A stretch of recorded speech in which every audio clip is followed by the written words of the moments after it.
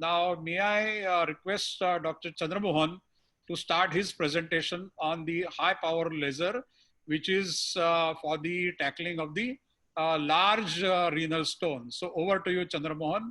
Good afternoon, everybody. I thank Ravindra Sabnis sir and Madhusudan Agarwal sir for giving this opportunity. And also I thank Olympus for conducting this. Today I am talking about high power laser for large renal stones. As sir said, the concept is, do we have ideal energy source? How do you select energy source? Why you need newer energies? These are the laser in which luminous 100 and 120 watts, thulium fiber laser 60 watts, shock pulse and trilogy are the topics today. They are newer technologies. We are not talking about the older ones, how they are useful to us. For any energy source, whichever newer or older, must ensure that it should be useful through small PCNL tract. Beyond doubt, it is proven that smaller the tract, lesser the bleeding. Just because the stone is big, if you make multiple tracts, bleeding may be high. Stone free rate must be high, less complication rate, faster also, and may be useful to other procedures with that mission if possible, like prostate, RIRS or TURBT. My topic in high wattage laser mission can answer some of the above. How? I will talk on that. The pneumatic lithotripter, everybody watching will agree that we are all using pneumatic lithotripter as the primary one. It is still the best, but still there are certain disadvantages. Otherwise, newer energy sources has no meaning. They are retropulsion, need for larger tracts, vision loss, stone free rate concerns. Now coming to the simple video, whenever you put any pneumatic lithotripter with a large size, the moment you go, it will cause this type of vision loss. With experience, you break it, but sometimes stones may go outside, sometimes stone may not be visualized. That is not good. Second thing, if you are breaking like this, inflammatory wall may give away and it may go entire stone outside like this. See, pelvis is perforated, you have gone outside. Working outside the pelvis, breaking it is not advisable. Now, sometimes in large pelvis, when you are breaking, it goes to some awkward place, you cannot reach it. Once you withdraw, it will come back.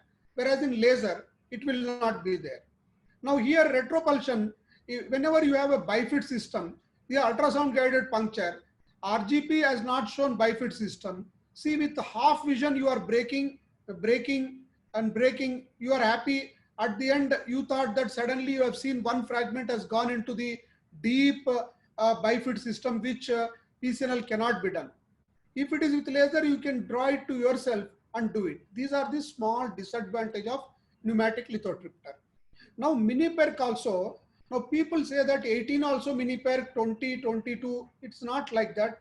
We all feel now that entire urology population is adopting 12 French to 15 French because of repeated demonstrations, especially by Sabnis sir and Madhusudan sir and many seniors in the conferences. Now really mini perc is 12 to 15. What happens in 12 to 15 is you cannot have this much luxury. See, 7.5 French you have laser, 7.5 French 365 micron fiber you have laser, 12 French any laser 550 also can go. But in pneumatic lithotripters, if you put in 12 French where 6 French is the channel, water will not flow. For example, if you see here different type of the water flow, see how nicely 200 micron, then 360 micron also, water flow will be very good. Without water flow, you cannot have vision. See, complete almost, lot of space will be there after passing the laser. That's why forget about the large stones. In small, medium stones, in no conference recently, I have seen demonstrating with lithotripter. See, in this slide also, ultrasonic lithotripters, shockwave, other things, any pneumatic lithotripters, they need little larger size. So laser primary advantage is that you can pass through the really mini perc like ultra mini perc scopes also. As a matter of fact, ultra mini perc allows only laser fiber, not even forceps, not even stent. So that way it is advantage. 200 micron. Future 50 micron laser fiber also can deliver high energy. with that introduction, I will say that two lasers, everybody knows about the logistics. I will not go into the details except the newer technology. Now, Holmium laser is versatile. It is an intermittent laser. Now, everybody is using 20, 30, 100 watts. But what is latest is 120 watts. The properties you all know, water absorption, 2120 is the wavelength, and excellent safety profile, nearly 10 years, 15 years, even I am using for 10 years. It's versatile. Any composition stone, it can break, stone, anything, hard stones, no problem. But what the latest is, increased power, variable pulse width and MOSES. No doubt pulse width is discussed many times, but the power is, the machine itself will see luminous 120 minutes, it's 120 watts. The only new is MOSES. The what is thing is, in short pulse, you tend to move the stone away. That's why they modulated, they made MOSES contact. What exactly MOSES contact is, this many of you might have seen in the recent webinars. See, if you hit directly, the man will move away. But if you keep in two phases, one is a water bubble because of the high heat, through that bubble, one more bubble will hit the stone so that energy is transferred but not hit forcibly so that the stone move away. It comes in two phases. One is air bubble, second energy comes to the air bubble. And you can see in a pictorial form, when that is done, the stone doesn't move and it gets eaten away. Whereas in the other way, it will be moving. So this is the advantage, especially retropulsion. See, if you see here in a small stone, sometimes it is especially secondary stones, it is very difficult to focus with laser. Whereas this technology, it will be coming to you. If you see latest high frequency missions, pop dusting, stone only will come to you. That is the beauty. So initially you have to make perforations, make stones. After that you do pop dusting, then you can do better. For example, at the end, any laser like thulium laser or high wattage laser, you will see night snow globe effect where it becomes powder. If you add suction, nothing will be seen. So you need a contained space for that, that's all. In large stones, always you will have a contained space once initial part of the stone is taken out. Now here MOSES, you can use two advantages, contact mode, non-contact mode, because of the high energy. If you do contact mode initially when the stone is very large, imagine you are doing in a Staghorn calculus, you desperately want to make pieces. You can't powder entire Staghorn and take time. So you make perforation technique by contact. After some time, when multiple pieces are formed, you lose patience. You cannot focus, but still this laser will be useful because if you keep in the center 1 millimeter or 2 millimeters away, it will pop dust very fast. Now, one more thing, fiber burn back. We all think that if fiber is burning very fast at 100 watts, it doesn't happen. Both in TFL as well as this. It only burns 1.3 to 2.3 mm per hour if you use at 80 wattage. So pulse modulation, burn back, retropulsion fragmentation rate is much better. Burn back will not be there. So definitely MOSES technology 120 watts has better ablation when compared to 100 watts, superior dusting efficiency, and really this slide is important, settings. The crux is 80 Hz. Whenever you have high frequency, pop dusting will be very good. Whenever you have high wattage, any big stone can be made into pieces faster, like what you do with pneumatic lithotripter. Even though you think that laser fiber is very small, but 550 is adequate, even in 15 French nephroscope, if it is 2 centimeter, seniors agree that it will be finished in 10-15 minutes if you properly focus this, except you should not have a very dilated system. So 80 Hz and 1 joule, this is the crux. For example, pop dusting, you can reduce the energy to 0.5 joule and increase the frequency to 80 Hz. They all will be coming and powder. You apply suction, they will be disappearing very fast. And you need not touch any mucosa, anything. Center of the stone, you keep it, they will come and hit. First part is you think pneumatic lithotripter is very good, but if you have the knack of setting 2 joules and 20 or 10 Hz, multiple small stones will form immediately. Then you will save the time. Now tissue effects by MOSES. Everybody is concerned about the temperature. Without temperature, no stone will break. All are thermal effect only. We cannot say that, but they say that it is 70 degrees. You are not supposed to touch the mucosa when the stone, except densely impacted in the calyx. You should go from the center, make it pieces, make space, then go into the calyx. That is possible with the laser. Now, initial experience lasers in medical science has already published with Moses effect. Lot of papers have come with Moses effect, but ultra meaty piece also they have done. Size more than 3 centimeter, nearly volume is 7,000 volume, and they have taken around 1.5 hour average time, but lasing time is only 10 to 20 minutes. So it will happen. Second paper is Pediatric Journal Urology 2016. They tried with Homium high power laser, complex stone. They have taken 4.5 centimeter as the largest size, and SFR is 78%. So, mean time is 150 minutes. It will take more time because you cannot use very fast in children. Pelvis is small. Now, double-blind study with Homium Moses versus non-Moses, it's clearly proven that higher ablation, less retropulsion, better efficiency, and shorter operating time. There is no doubt about that. There is effect on Moses, but people say that the technology was there in 1980s. Latest paper from Oliver Traxler sir has come that old lasers also have the same technology, but now this is because of the application better onto the stone. It is spoken about more here. Whatever it may be, the effect is more and it's shorter time it can be done. Temperature, last part of the Moses, definitely more than 70 degrees, but they say that 14 seconds it will take time to reach that temperature. So if you stop in between 1 or 2 seconds when you are doing continuously, or if the flow is continuous, especially in PCL, that is not a problem. Definitely water flow will be very good, except in ultra microperc. Rest of all the places, anyway microperc will not be used for the large stones. So it's understood that once you put 12 or 15 sheath, flow is very adequate, unlike in RIRS. So with this cost concern, I will talk about that at the end. Now, second part is thulium fiber laser. As you all know, everybody says that it is not thulium laser, it is diode laser. It passes through the thulium ion coated fiber, and that comes as a single large tube, small tube, it will come out. There is no need for ballast sheet.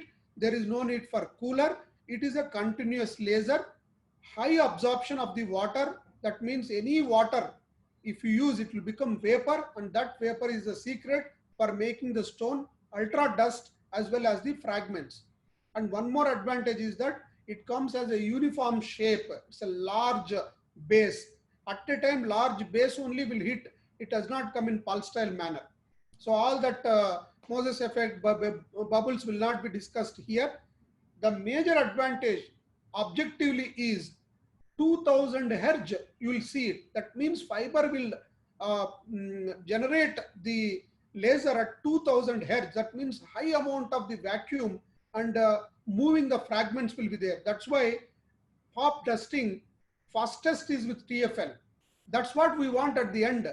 We somehow make pieces. Last pieces we cannot take out with forceps, especially if you're done with pneumatic lithotripter. And energy also you can keep very low, 0.05, unlike in Homium. These are the 0.025 energy you can keep. High pulse duration, 12 milliseconds, very, very high. That means stone doesn't move. Surprisingly in TFL, when compared to Moses, I have my personal feeling, because I do RIRS more with TFL, the movement of the stone is very less with this stone. If you increase the frequency, then the movement increases. So initially, when you want to break it, have up to 0.5 joules energy, and the frequency you keep low, 50 also okay. Then it makes pieces, especially edges. Once they're all floating, suddenly change the settings to 200 hertz and 0.5 joule, 0.25 joules, 0.025 joules. That's enough. Now, dusting efficiency is very good. Sometimes you see that even I say golden sand, it is much, it causes some amount of vaporization. Vaporization means some amount of the stone you don't see at all. That is the level of efficiency it has. Now coming to the retropulsion ablation, this is a very good paper. where they compared with Homium YAG laser, all the lasers, 28 mm per second is the initial speed, and later speed is 5 mm per second. So laser fiber back almost nil, 1.4 mm per hour. That means if you buy one laser fiber, to my knowledge, even busiest centers, it will come for 1 year. This is also important for us. If the laser fiber goes, you have to spend 40,000 to 70,000 rupees depending on the size of the laser. So you have to keep that in mind. Now coming to the TFL versus Moses, there are few studies.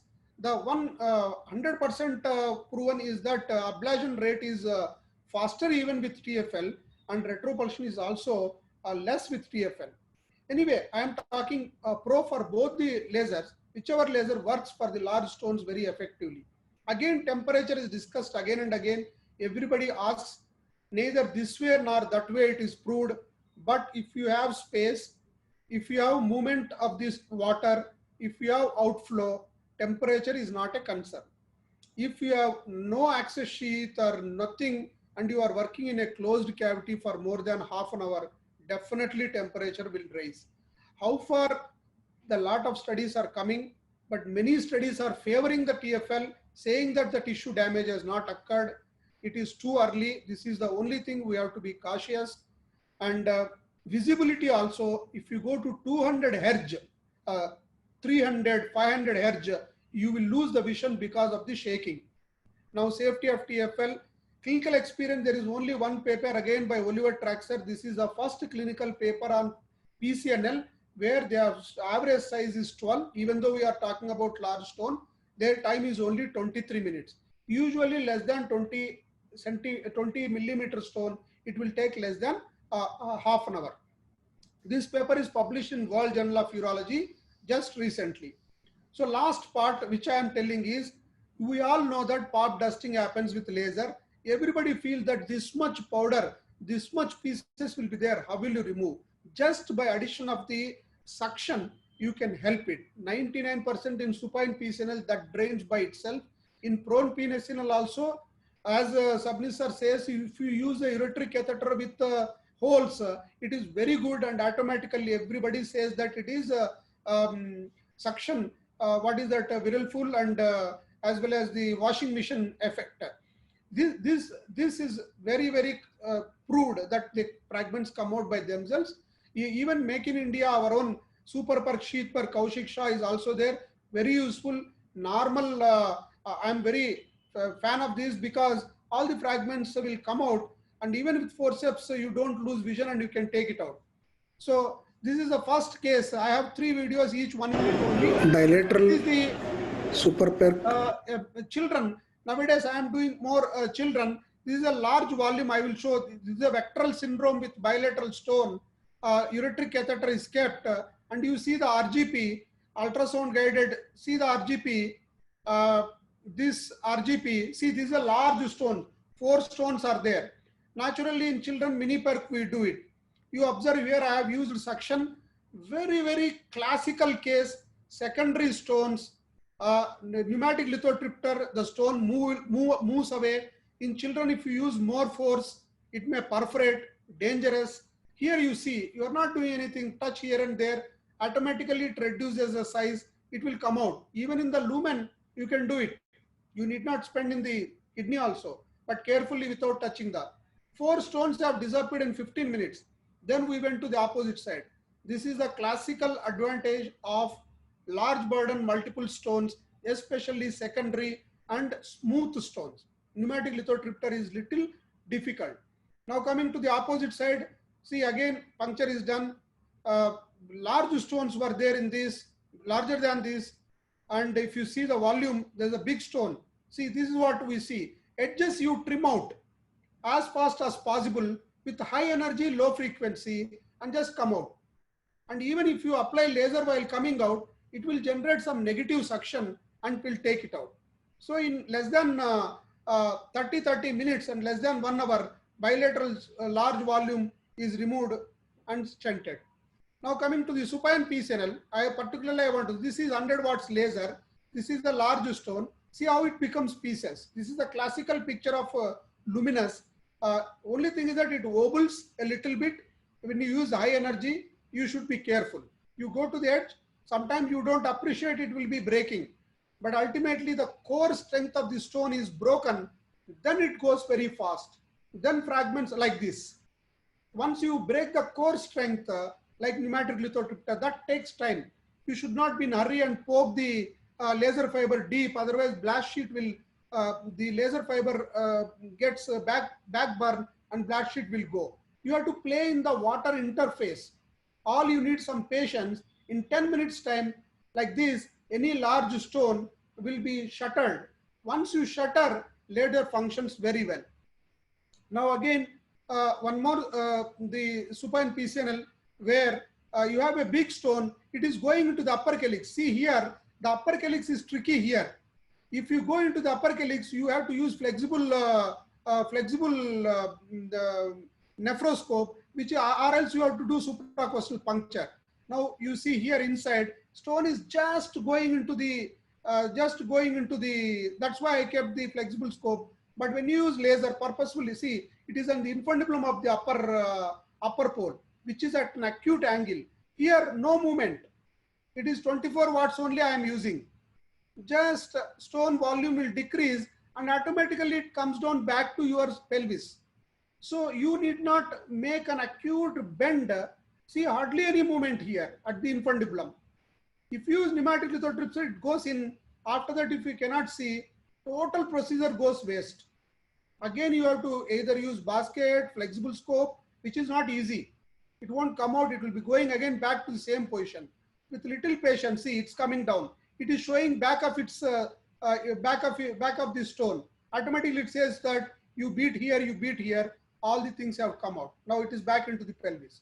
Like that, this is again mini PCL with 100 watts laser. See, nicely roomy pelvis, and you are watching everything. See, observe, these type of 2 centimeter stones are finished in just 10 minutes. You keep the access sheath close to it so that whatever fragments, see, immediately it will become 2 fragments. In fact, this finished in unedited type of video where it will be finished like this, and in no time you are out. This is a true advantage of mini PERC over the RIRS, that it's a fragment that comes out, not the powder. Now this is the last case where in small children, this is 1 year baby, small child, acute angle, after going inside, see, simple laser we are using. In all lasers it will be same. In this, no stent, no ureteric catheter, because of the complete clearance. Here no movement of this stone. You can under vision. Vision is also very good because your laser fiber is small. See, all the fragments are coming out. Even this is the smallest sheath available with 2 piece, that is 7.5 mini PERC access. You can do very well this. So with this, see, complete clearance. You will be very happy to see no nephrostomy is kept, and at the end you can do minimally invasive. This is 3 to 4 mm, 1 year baby, and because the surgery went well without any bleeding, no Foley's catheter, no ureteric catheter, no stent. After making the patient supine, we removed the entire ureteric catheter as well as the feeding tube, and evening 1 shot we have drained. So other uses are like this. TULEP you can use, RIRS you can use, TURBT you can use, both TFL as well as bleeding is less. So cost effective is spoken only when you use in other cases. After all, urologists use in prostate, TURBT, and stone constitutes a major your practice. So you can use like this. See how nicely TURBT picture is there.